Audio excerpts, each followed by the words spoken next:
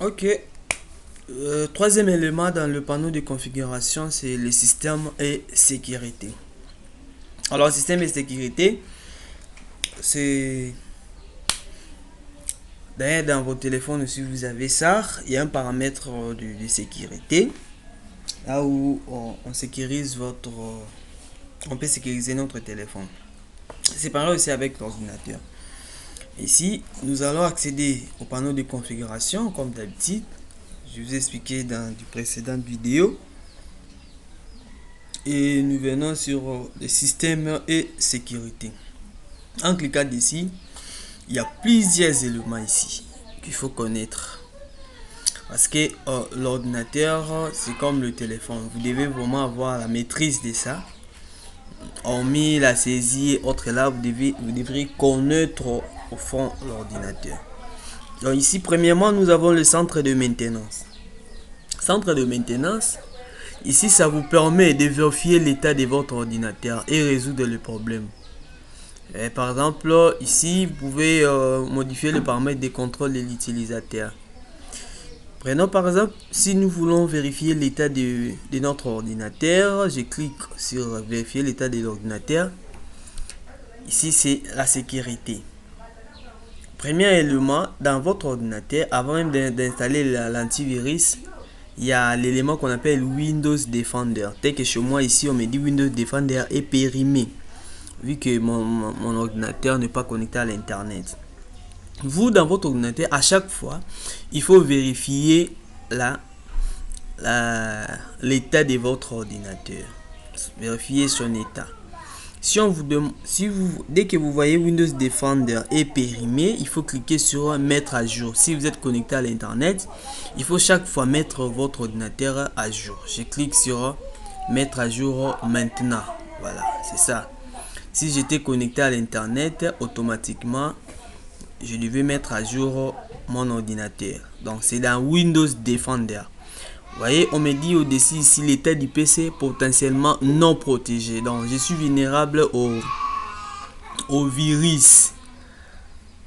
Donc si je mettais une clé USB qui est infectée, je peux moi également m'infecter.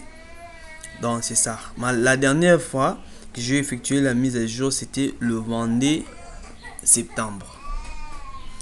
Donc c'est un peu ça sur les centres de maintenance. Et ici, protection de l'antivirus.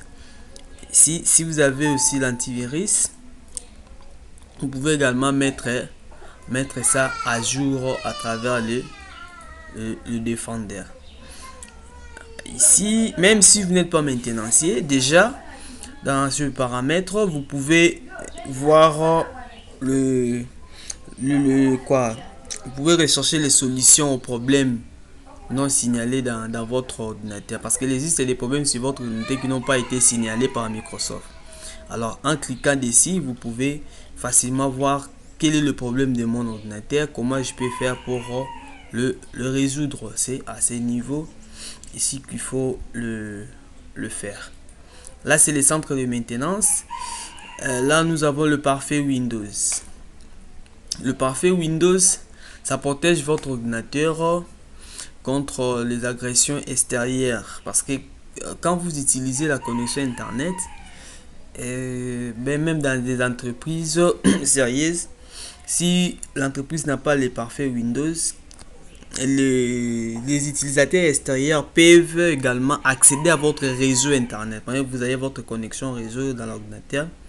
Ici, si le parfait n'est pas activé, on peut accéder à votre réseau.